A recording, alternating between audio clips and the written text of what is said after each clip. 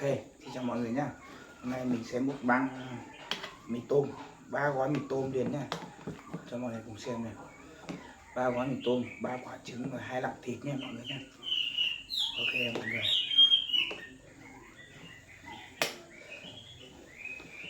Mọi người thấy nhiều không ạ? Rất nhiều luôn á. 3 gói mì tôm, rất nhiều luôn. Giờ mình sẽ mukbang hết cho mọi người cùng xem nha.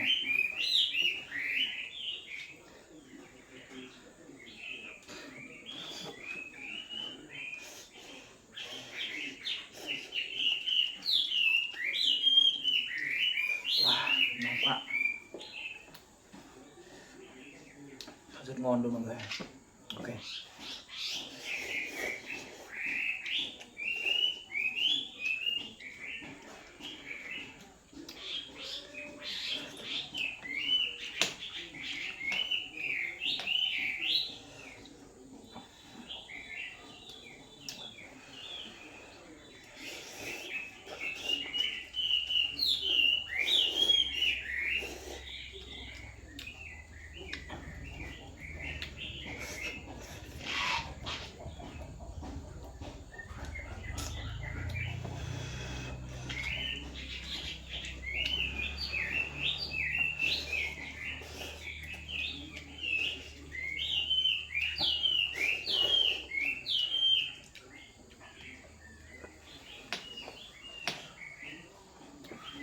Rất ngon luôn.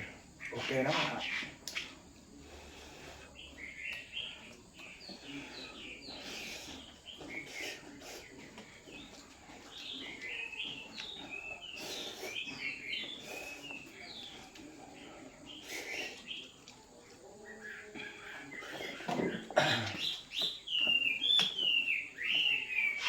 Hai lạng thịt lợn, 3 quả trứng gà, 3 gói mì tôm Cocomi.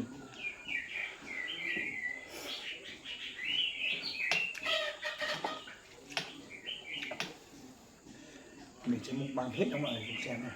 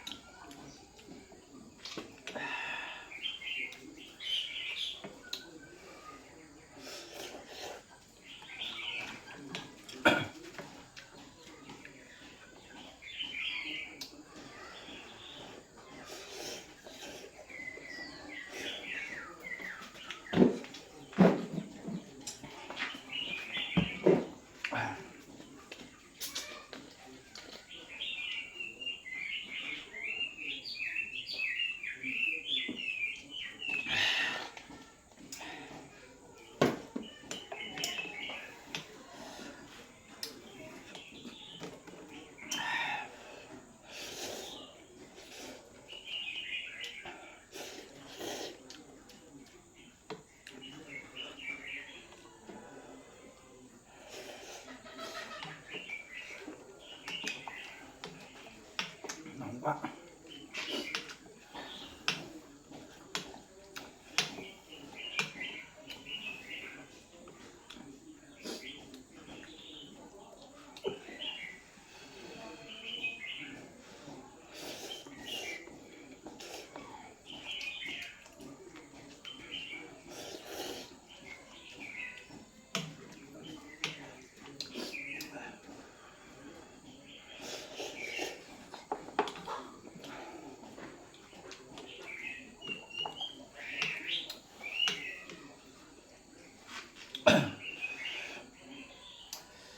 Ngon quá, mọi người, ngon quá.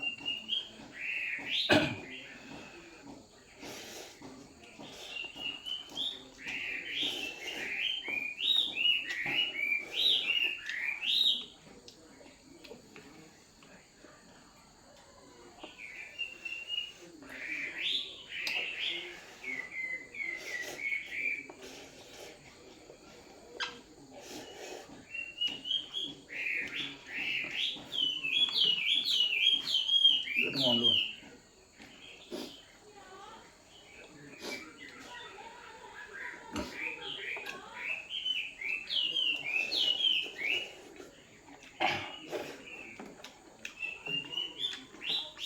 rất nhiều thịt.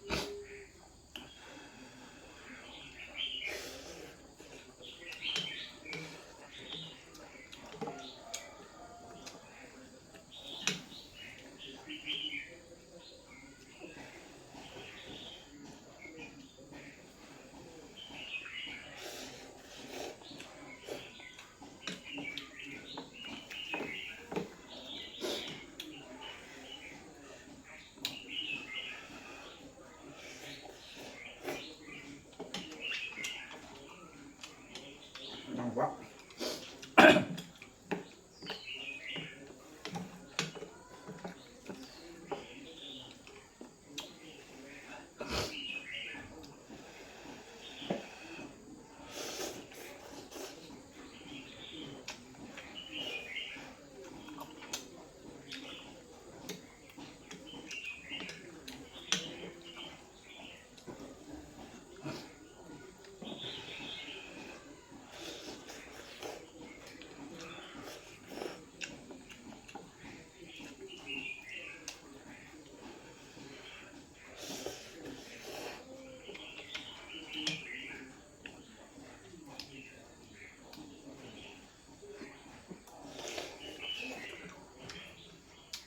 Tuyệt vời, quá ngon luôn.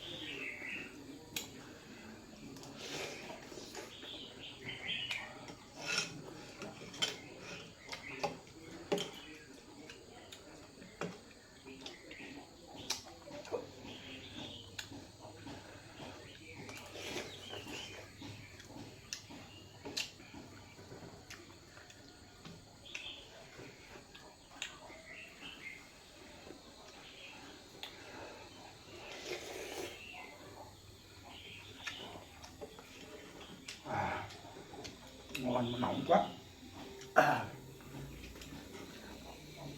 Tôi rất mồ hôi rồi.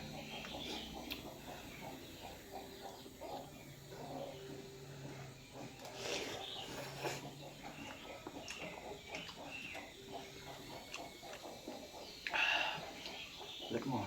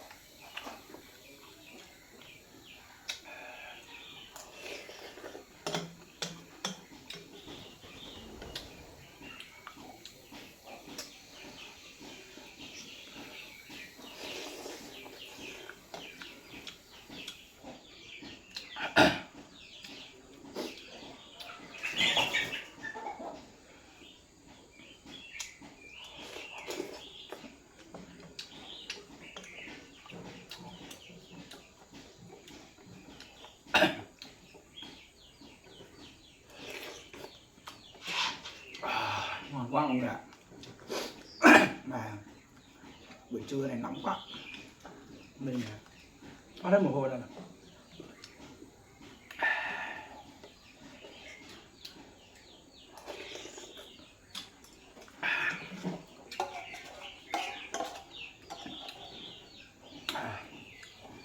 Được rồi.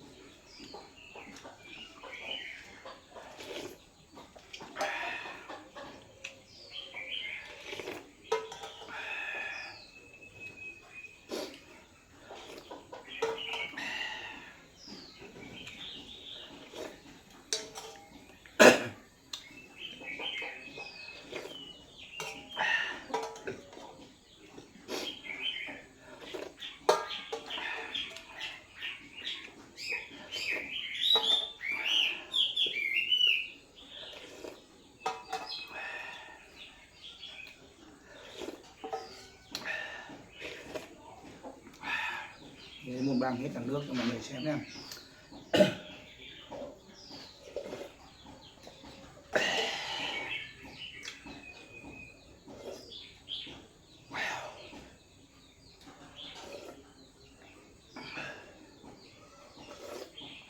Ok, vậy là mình đã mukbang hết 3 gói mì tôm Cocomi và 2 lạng thịt lợn cùng với lại 3 quả trứng gà các mọi người nhé. Đây mọi người cùng xem hết sạch luôn mà rất nóng. Mình cảm ơn mọi người nhé. Xin chào mọi người.